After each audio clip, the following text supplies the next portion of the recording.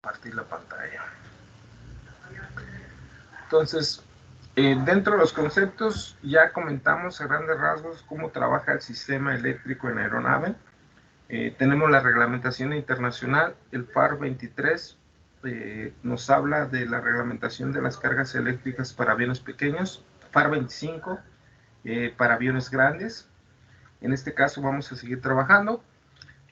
Dentro de la comunicación electrónica, pues vamos a tener el primer panel utilizado como el panel electrónico. El panel electrónico, denominado así por su historia, es el panel de comunicación. El panel de comunicación utiliza los diferentes tipos de frecuencia para comunicarse a los diferentes centros de control, a diferentes centros y diferentes torres de control a nivel internacional.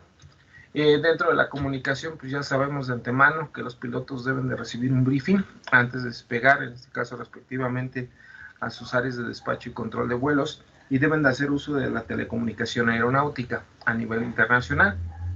La comunicación debe ser efectiva, y a nivel internacional pues sabemos que debemos de tener el concepto de telecomunicación. Telecomunicación es comunicación a larga distancia.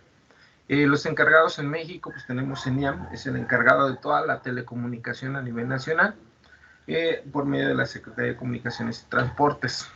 Por otra parte, la telecomunicación, ya lo comentamos, no solamente se va a limitar a mandar mensajes y recibir mensajes, sino también vamos a generar un enlace de datos.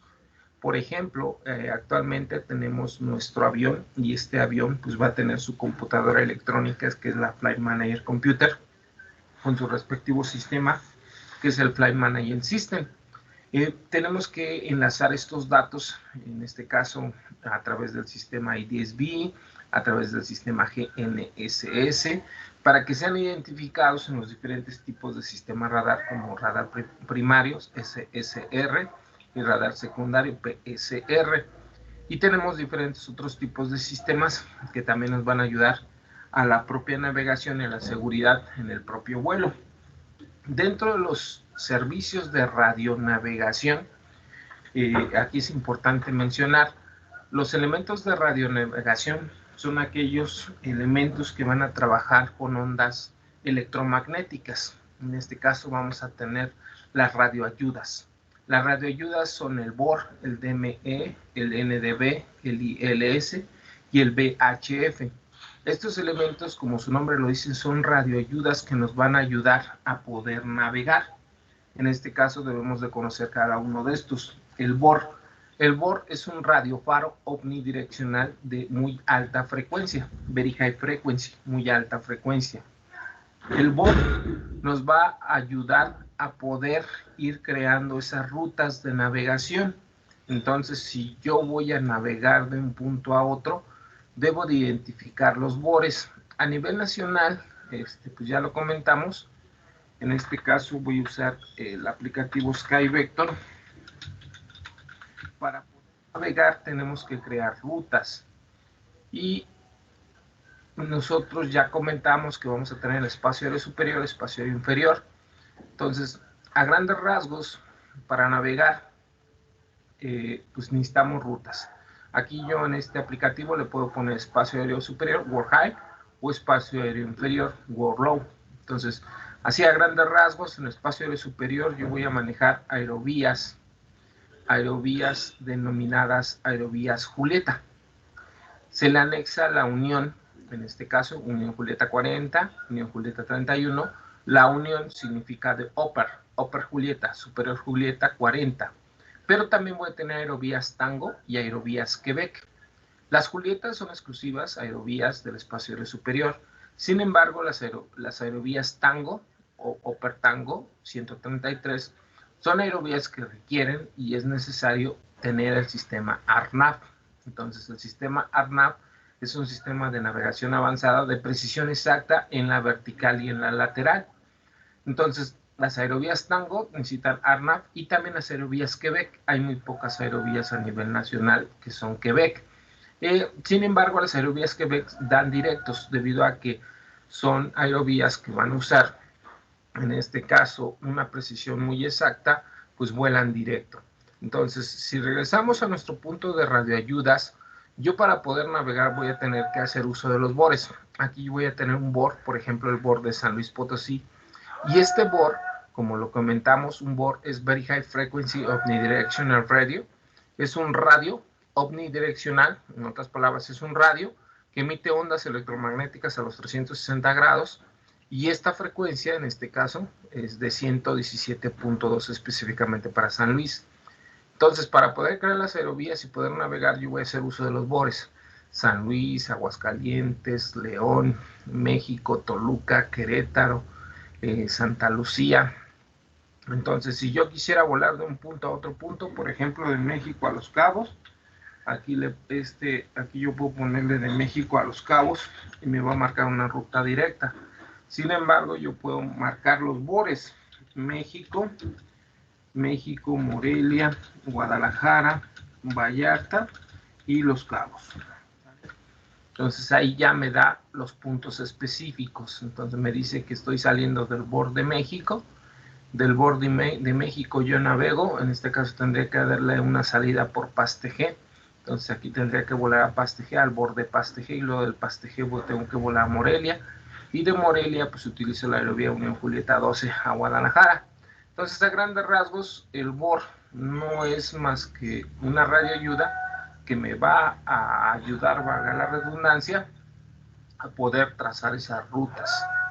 Por otra parte, tenemos el DME, es el equipo medidor de distancia.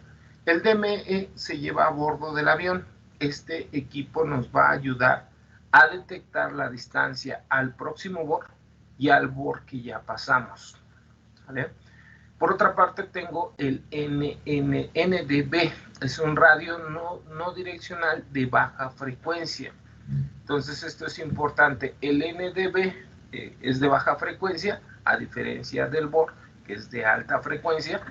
Sin embargo, también utiliza ondas electromagnéticas. El NDB nos va a ayudar a establecer otros puntos en la propia ruta. Si nosotros nos regresamos, pues aquí vamos a tener otros puntos, no necesariamente son bores. Por ejemplo, yo tengo Nosuk, Modec, Hastok, son otros puntos que no son bores. Herbos, Ashobi, entonces son puntos intermedios. Entonces, los NDB también nos ayudan a la navegación, sin embargo, son de baja frecuencia. El ILS es el sistema de aterrizaje por instrumentos, y en este caso la frecuencia VHF, que es una frecuencia de muy alta frecuencia. Entonces, dentro de las preguntas que podemos tener, pues básicamente tenemos todas las radioayudas. En este caso, una de las preguntas que podemos tener, ¿para qué me sirve el BOR? ¿Sale? ¿Qué es el BOR? ¿Para qué me sirve el NDB? En este caso es uno de baja frecuencia. También aquí falta resaltar que nos falta, aquí lo vamos a poner, el ADF. El ADF es de los primeros instrumentos utilizados como radioayudas para la navegación. Prácticamente ya está casi descontinuado. El ADF, aquí lo vamos a mencionar, lo vamos a poner, es una radioayuda de baja frecuencia. Lo vamos a anexar como tal. Entonces es una radioayuda, en este caso el ADF, pero que trabaja con bajas frecuencias. Entonces básicamente tenemos todos estas radioayudas que trabajan con ondas electromagnéticas que me van a servir para poder navegar. En el avión pues tengo el DME, en el avión tengo el ADF, es una radioayuda que trabaja con baja frecuencia, y también en el avión puedo tener otros instrumentos como, aquí los vamos a mencionar, como el CDI. Bueno, aquí los vamos a ir mencionando. Dentro de los instrumentos que voy a tener dentro del avión, voy a tener instrumentos que trabajan con relojes. Normalmente los instrumentos que trabajan con relojes van a ser instrumentos que me van a dar cierta lectura, normalmente son manómetros, lecturas de presión de gas, de cantidad de combustible, lecturas de presión de cantidad de aceite, lecturas de revoluciones por minuto, lecturas de temperatura. Entonces tengo instrumentos de relojes que son manómetros. Por otra parte, también voy a tener otro instrumento que es importante, el GPWS. El GPWS es Ground Proximity Warning System. Este sistema no solamente nos da una alerta de aproximación al terreno, como su nombre lo dice, Ground Proximity Warning System, es un sistema de aproximación de alerta al terreno. No solamente nos da alerta al terreno, sino también nos genera la alerta audible de toda precaución que vamos a tener a bordo de la aeronave. Entonces, básicamente es el chillón a bordo de la aeronave. Cualquier situación, él nos va a generar esa alerta audible, el GPWS. Entonces, tenemos el GPWS, aquí nos aparece el GPWS, es la versión avanzada de cierta forma. En este caso no deja de ser un GPWS.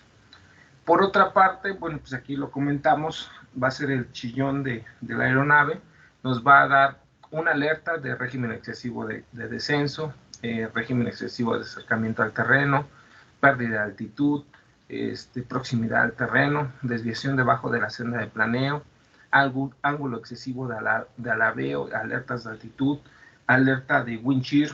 Entonces, básicamente nos va a alertar de todo y nos va a generar una alerta audible, el GPWS. Entonces, una de las preguntas pues, es, ¿para qué nos sirve el GPWS? Entonces, el GPWS simplemente es una alerta audible, ¿sale? Entonces, por otra parte, pues aquí nos va a generar esa alerta en los diferentes sentidos. Y esto es lo que comentábamos. El ADF es un sistema de radioayuda que va a bordo de la aeronave, en el cual por medio de frecuencias vamos nosotros a identificar, en este caso, el punto hacia donde queremos navegar. Aquí es importante, ¿cuál es la función del ADF? El ADF nos va a detectar bajas frecuencias, a diferencia del BOR. El BOR es alta frecuencia, el ADF detecta bajas frecuencias. El DM nos va a dar la distancia al próximo BOR y del BOR que ya pasamos. El CDI nos va a indicar qué tan desviados estamos, en este caso, del rumbo que nosotros seleccionamos. Nosotros vamos a seleccionar que vamos a querer navegar hacia un BOR y ese BOR tiene cierta frecuencia. Entonces nosotros tenemos cierta dirección. Entonces el CDI te va a decir qué tan desviado estás en la vertical y en la horizontal de ese punto que tú seleccionaste. Lo ideal es que siempre la cruz esté así como nosotros la estamos viendo en la pantalla, ¿vale? Entonces es importante lo que acabo de comentar. El CDI simplemente es un indicador de desviación de curso. El sistema de aterrizaje por instrumentos es aquel sistema que nos va a ayudar a poder aterrizar. Lógicamente el sistema de aterrizaje por instrumentos nos va a ayudar por medio del CDI para poder engarzar nuestra senda de planeo y qué tan exactos vamos al eje de la pista. El ILS va a utilizar de algunos otros elementos como el glide path, que es el indicador de senda de planeo, el localizador nos ayuda a centrar el eje del avión con el eje de la pista, y también va a tener marcadores. Estos marcadores nos van a decir qué tan cerca estamos de la cabecera de la pista. Son el famoso on marker, middle marker y el in marker. Son 3 marcadores respectivos. Lógicamente, para aligerar la carga de trabajo del piloto, para que el piloto no de forma constante no esté seleccionando, ahora voy a ir al borde de Morelia y busco la frecuencia, y luego de Morelia voy a pasar a Guadalajara y voy a buscar la frecuencia, y luego de Guadalajara a Vallarta, para que el piloto no tenga ese cansancio, esa fatiga, y gestione de forma correcta el vuelo, pues se creó lo que es la Flight Management System, la Flight Manager Computer. Esta computadora es la computadora gestora de vuelo, es donde nosotros vamos a tener la posibilidad de cargar el plan de vuelo. En este caso vamos a seleccionar, así como en el SkyVector yo seleccioné todos los BORes para poder navegar, y automáticamente va a estar cargado en la base de datos.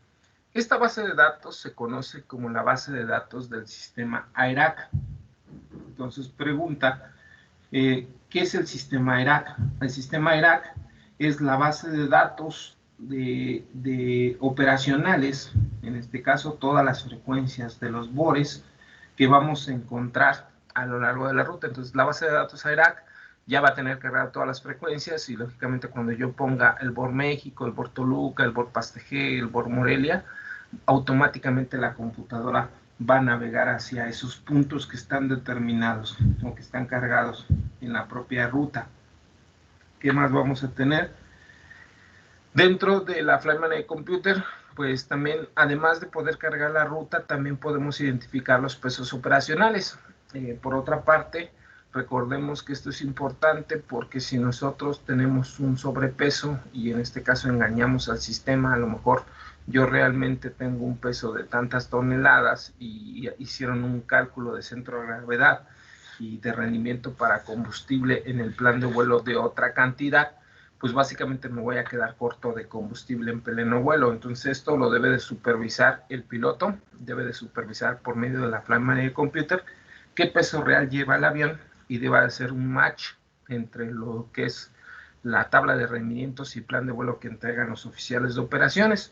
En dado caso que queden cortos, se van a quedar cortos de combustible y va a pasar como en algunos accidentes aéreos, como el caso de Alajuelense, es un equipo de fútbol de Sudamérica, que engañaron al sistema por intentar llevar más carga, se quedaron cortos de combustible. Entonces es importante, la Flight Management Computer también nos van a dar los pesos operacionales, podemos cargar las rutas y podemos crear esas rutas de forma dinámica. ¿A qué me refiero? Yo inicialmente puedo cargar una ruta de forma constante con ciertos puntos, pero sobre la marcha puedo ir quitando algunos puntos para volar directos, que es por medio de bores, vectoreos, así lo llaman los pilotos. Entonces, básicamente, unos instrumentos. Dentro de los instrumentos de motor voy a tener pues el tacómetro. El tacómetro me va a dar la presión del propio motor. Voy a tener por otra parte y más conocido lo que es los diferentes tipos de revoluciones. En este caso voy a tener revoluciones de baja velocidad y revoluciones de alta velocidad, conocidos como N1 y N2. Recordemos, los motores más utilizados en aviación, debido a que son muy ahorradores, son los turborreactores. Los turborreactores, específicamente los turbofan, son aquellos motores que solamente aceleran el 20% de su flujo y con esa aceleración del 20% aceleramos el otro 80% faltante. Entonces realmente gastamos gasolina para acelerar solamente el 20% y estamos acelerando un 100%.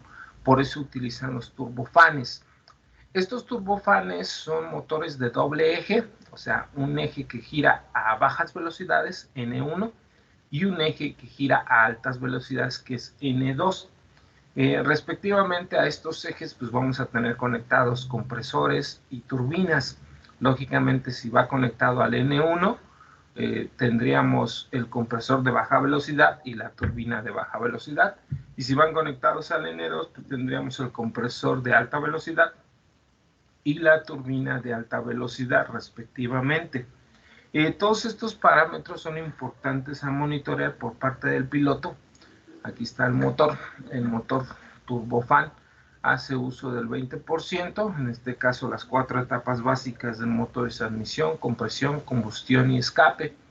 Respectivamente, pues en motores vimos que tenemos el ciclo Otto para motores de combustión interna alternativo y el ciclo Brayton para este tipo de motor turborreactor, ¿vale? ¿Qué otros parámetros vamos a identificar? Pues identificamos las revoluciones N1, N2, en este caso el tacómetro que nos da la presión del motor, las revoluciones del motor en este caso, y tenemos dos conceptos importantes a identificar en los instrumentos de motor. Tenemos el EPR, y el EPR es la diferencia de presiones en el motor, Engine Pressure Ratio, o EGTs, que es la temperatura de gases de escape. Entonces, estos dos conceptos van de la mano. Algunos motores te ponen los dos términos y algunos otros solamente te dan uno de los dos, porque recordemos, a cierta presión hay cierta velocidad y a cierta presión hay cierta temperatura. Entonces, esto es por principio termodinámico. A cierta presión hay cierta temperatura. O una de dos, o sabes la presión del motor o sabes la temperatura del motor. EPR es la relación que se tiene entre la presión de entrada del motor y la salida del motor. Ese es el EPR. Lógicamente, el piloto debe de aprender cuál es el EPR óptimo para cada motor. Y él debe de determinar, oye, mi motor está en este nivel óptimo, entonces no hay problema, está trabajando bien. Los EGTs es la temperatura de gases de escape. Lógicamente, si los gases de escape tienen cierta temperatura, pues esos gases van a cierta velocidad y a cierta presión. Entonces, también el piloto debe de conocer el EGT adecuado. Si en este caso los parámetros no están dentro de lo que les dieron capacitación a los pilotos, pues algo está trabajando mal en el motor. Entonces, esto es importante, conocer los diferentes tipos de parámetros que son respectivos para cada motor, ya sea para EPR o EGT. Por otra parte, pues tenemos infinidad de termómetros en el motor. Son sensores que nos van a ayudar a determinar ciertos parámetros en diferentes sistemas dentro del avión. Pues también podemos hacer uso del tubo Bourdon. El tubo Bourdon, pues hasta cierto punto nos puede servir para poder determinar la cantidad de presión que tenemos en el fluido hidráulico o en cantidad de situaciones dentro del propio sistema del avión. El EPR, esto es lo que comentábamos, el EPR es simplemente un parámetro determinado para cada tipo de motor y es importante que el piloto lo conozca. No es más que la diferencia de presiones entre la presión de entrada del motor y la presión de salida del propio motor. Tenemos una pantalla, que es muy importante en los motores. Esta pantalla es la pantalla EICAS. Entonces, como lo comentábamos, la pantalla EICAS es Engine Indicating Crew Alerting System. Es el sistema de alerta de indicación al piloto de parámetros de motor. Lógicamente en esta pantalla vamos a ver los parámetros que ya hemos mencionado. Vamos a ver el EPR, el EGT, revoluciones en baja, revoluciones en alta, N1, N2. Por otra parte también podemos ver el Flow, es FF, Fox. Flow es la cantidad de flujo de combustible. O sea, aquí nos está diciendo que este motor está consumiendo 420 kilogramos por hora. Esto es importante porque son parámetros que el piloto debe de conocer. Aquí en este ejemplo tenemos un EPR, el motor 1 está trabajando con un EPR de 1.005, el motor 2 está trabajando con un EPR de 1.005. El EGT pues, son temperaturas de gases de escape. En este caso, EGT, en este caso el motor 1 trabaja con 435 grados centígrados y el motor 2 trabaja con 435 grados centígrados. Normalmente, estas lecturas vamos a tener una marca de puntos máximos y puntos mínimos. Por ejemplo, aquí si nosotros llegáramos a 470 aproximadamente de temperatura de gases de escape, pues ya entramos en una banda roja. Entonces aquí nos va a alertar de cualquier parámetro que esté trabajando de forma normal. Entonces aquí el N2, por ejemplo, el N2 está trabajando a 22 puntos, no miento, aquí N2 está trabajando a 60.7%. Las lecturas de N1 y N2 son lecturas sin cantidad de porcentaje. N2 está trabajando 60.7% y N1 está trabajando no miento, aquí está N2 61 y N1 todavía no arranca, todavía no marca una cantidad de porcentaje. Aquí, por ejemplo, también el EICAS nos va a marcar la cantidad de combustible total que lleva la aeronave. Full on board, 4.960 kilogramos. El EICAS también nos va a alertar de situaciones anormales. Yo voy a tener un sistema de master caution en el cual cualquier situación, a lo mejor los spoilers no están armados, aquí se va a encender la luz, los asientos están fallando o alguien encendemos la luz de no fumar o tenemos la luz de parking brake. Entonces, cualquier tipo de situación anormal la vamos a tener también marcada, como en este caso en estas lucecitas denominadas Master Caution. Son alertas maestras. Vamos a tener motor, indicadores de presión. Recordemos, las unidades de presión son los PSIs. indicadores de cantidad de combustible. En este caso, pues recordemos, normalmente ya en los aviones modernos vamos a usar esta pantalla conocida como EICAS. ¿Sale? No sé si hasta este punto tengan alguna pregunta. No, profesor. ¿Todo bien? Todo bien, hasta ahorita. Ok, bueno, pues vamos a seguirle, porque apenas vamos en la primera materia. Entonces, a grandes rasgos, les voy a hacer un bombardeo de preguntas. ¿Sale? Entonces, vamos con la primera. ¿Cuáles son los dos tipos de cabina que utilizamos en aviación?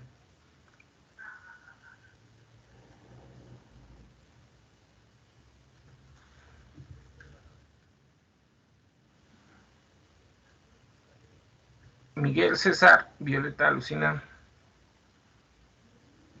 La digital y análoga. Correcto, la digital, que es conocida como cabina de cristal, y la cabina análoga. Perfecto, gracias, Violeta. ¿De qué nos habla el principio de Bernoulli?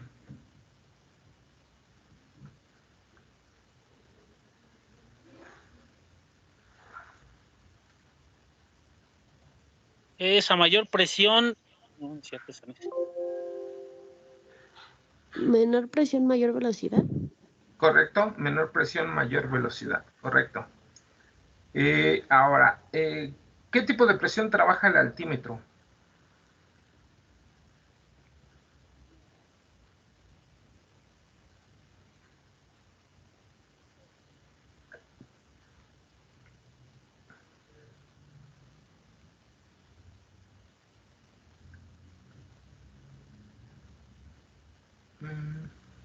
¿Es la presión a nivel del mar? No. No. El altímetro trabajaría, usa la atmósfera estándar internacional, pero recordemos, la atmósfera estándar internacional es un tipo de presión. Es la presión estática. ¿Sale? Conforme el avión va ascendiendo, la presión que está envolviendo al avión, la estática, es la que detecta. Entonces, conforme a la referencia de la atmósfera estándar internacional, él dice, a ver, yo estoy detectando 29.92. Ah, entonces estás a 0 pies. Recordemos que por cada 1000 pies que se asciende, se pierde una pulgada de mercurio. Entonces, yo ya detecté 28.92. Estás a 1000 pies. Ya detecté 27.92. Estás a 2000 pies. Y así sucesivamente, según la atmósfera estándar internacional. Entonces, el altímetro trabaja con presión estática. ¿Y el velocímetro? ¿Qué tipo de presión trabaja el velocímetro?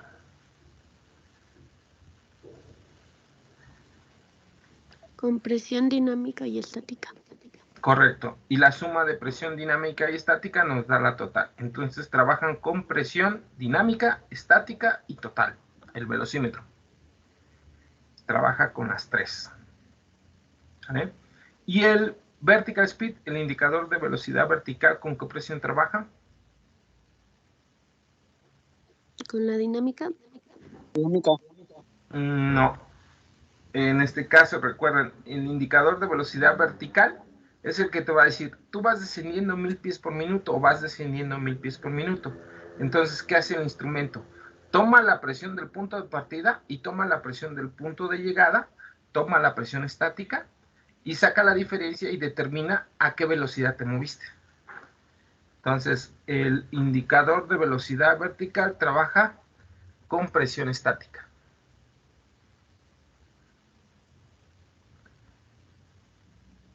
¿Ok? A ver, ¿cuáles son los tres instrumentos básicos que trabajan con presiones?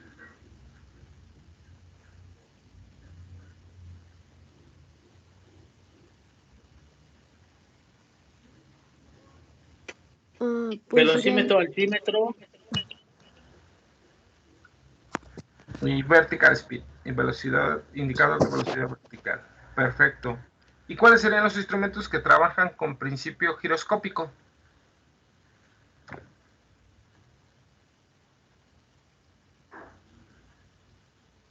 Los de la cápsula aneroide, algo así. No, el velocímetro, altímetro y vertical speed son de cápsula aneroide. Esos son de presiones. Los que trabajan con giróscopos, quedamos que son el horizonte artificial, el ángulo de banqueo y el indicador de rumbo. Entonces es el horizonte artificial, ángulo de banqueo también conocido como ángulo de giros, y el indicador de rumbos.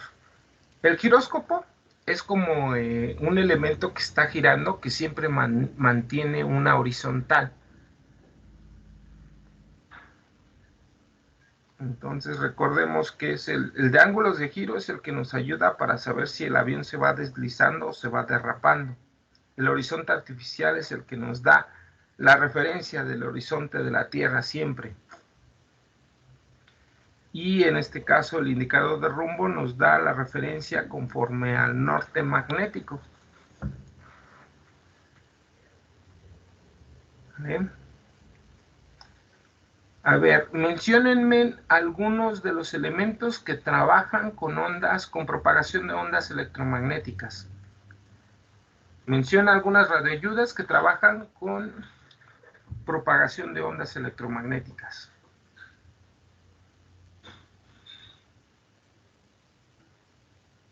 ¿Se acuerdan?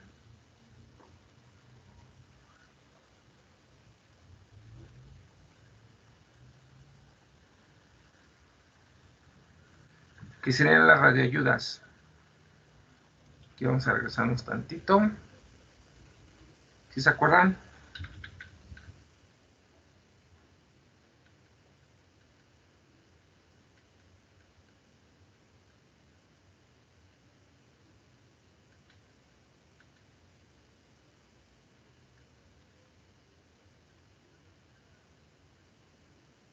Tenemos el ADF, el BOR, aquí los mencionamos. El ADF es Automatic Directional Finder, que es el que me ayuda a buscar una frecuencia. En este caso, ¿qué tipo de frecuencia trabaja el ADF?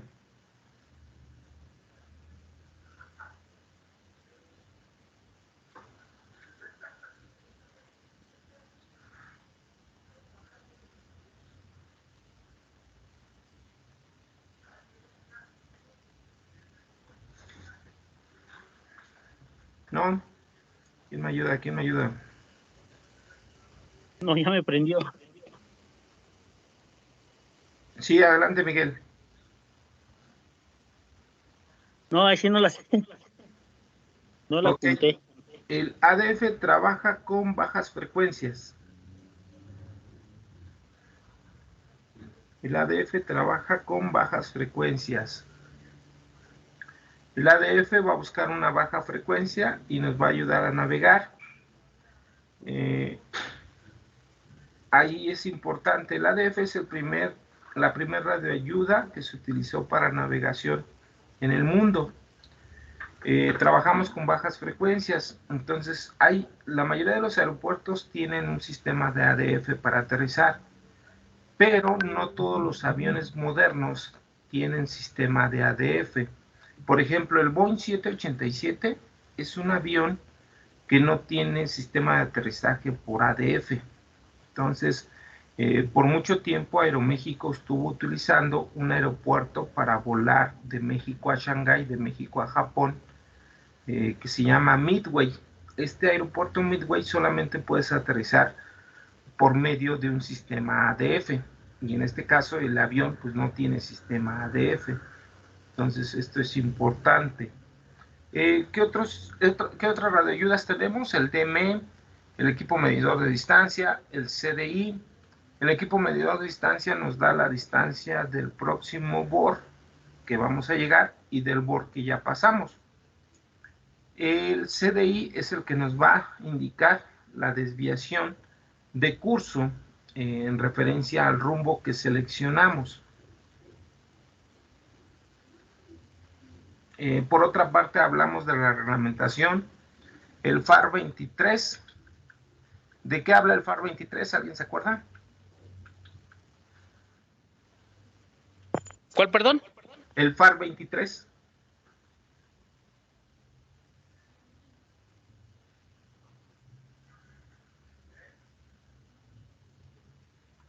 El FAR 23 nos habla de cargas eléctricas para aeronaves pequeñas. El FAR 25 nos habla de cargas eléctricas para aeronaves grandes. ¿Qué más tenemos? ¿De qué color es la luz del ala derecha del avión? Verde. Verde, correcto. ¿Y del ala izquierda? Roja. Roja, perfecto. El encargado de las radioayudas en México, ¿quién es? CENEAM. CENEAM, correcto. Sí, ¿verdad? Sí, correcto, CENEAM. CENEAM. ¿Y qué más tenemos? ¿Quién es el que genera la alerta audible en el avión? ¿Cómo se llama el sistema que genera la alerta audible en el avión?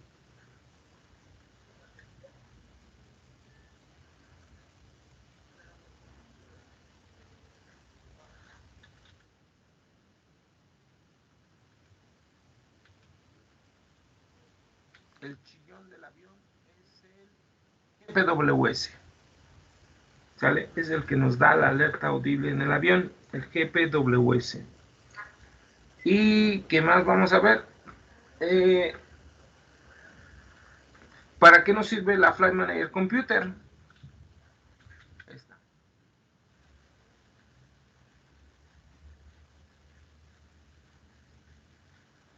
Es el ordenador. Correcto, es el ordenador que nos ayuda para poder cargar rutas o para saber los pesos del avión, ¿sale? A ver, es considerada la pantalla de indicación de motor. ¿Cómo se llama la pantalla que nos da indicación del motor?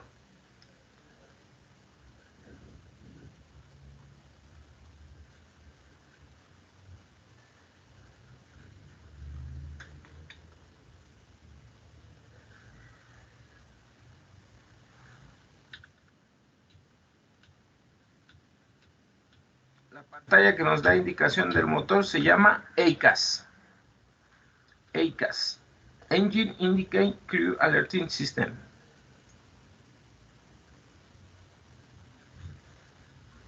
Una pregunta, ¿y la de proximidad de terreno cuál es?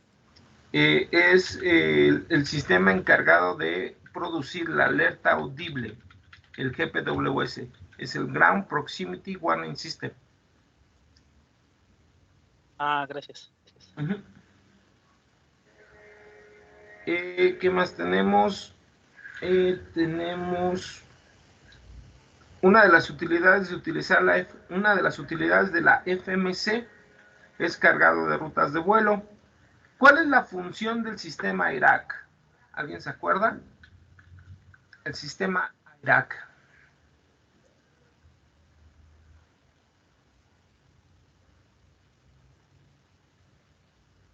Lo notamos, el sistema IRAC es todos los datos operacionales. O sea, es donde aparecen todas las frecuencias de los bores que están cargadas en la Flight Manager Computer. El sistema IRAC es la base de datos operacionales en la computadora de vuelo.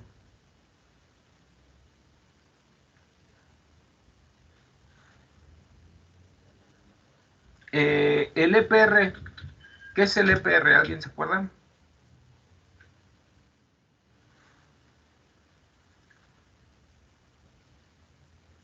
Es el que habla de la temperatura, ¿no? Me parece. No, el EPR es Engine Pressure Radio. Es la relación de presión en el motor. Es la diferencia de presión que hay en la entrada del motor y la salida del motor. El EPR. ¿Qué más tenemos? A ver, la siguiente. Estando en la fase de despegue, ¿qué presión debemos de poner en el altímetro? Pues se supone que lo del aeropuerto, ¿no? Correcto, la presión del aeropuerto de despegue. Ok, ahora, estando en la fase de crucero, ¿qué presión se le debe de poner el altímetro? De acuerdo a la atmósfera estándar internacional. Correcto. La presión de la ISA, que es 29.92 pulgadas. Correcto. Si tú quieres obtener elevación y estás estacionada en el aeropuerto, ¿qué presión le pones al altímetro? La del ¿Cómo, aeropuerto. No. Estás estacionado en el aeropuerto y quieres que tu altímetro te dé la elevación del aeropuerto. ¿Qué presión le pones? La presión a nivel del mar. Correcto, la presión No, es cierto. ISA. La presión ISA a nivel del Ahí la nivel. ISA. Ah, sí. Ajá, la 29.92. ¿Sale? Perfecto. Bueno, pues ahorita pues hasta aquí le paramos en la retro de instrumentos y pues vamos a dar una media hora para que vayan a desayunar y continuamos con la de, bueno, ya terminamos unos 20 minutos más de instrumentos y continuamos con la de estructuras. ¿Sale? ¿Alguna duda, pregunta? Creo que no. ¿Todo Bueno, bien? no, está bien ahorita. Ok, ¿todo bien, Lucina, César? Bueno, Bueno, adelante, Lucina. Sí, adelante, ¿todo bien? Creo que se cortó la llamada, Lucina.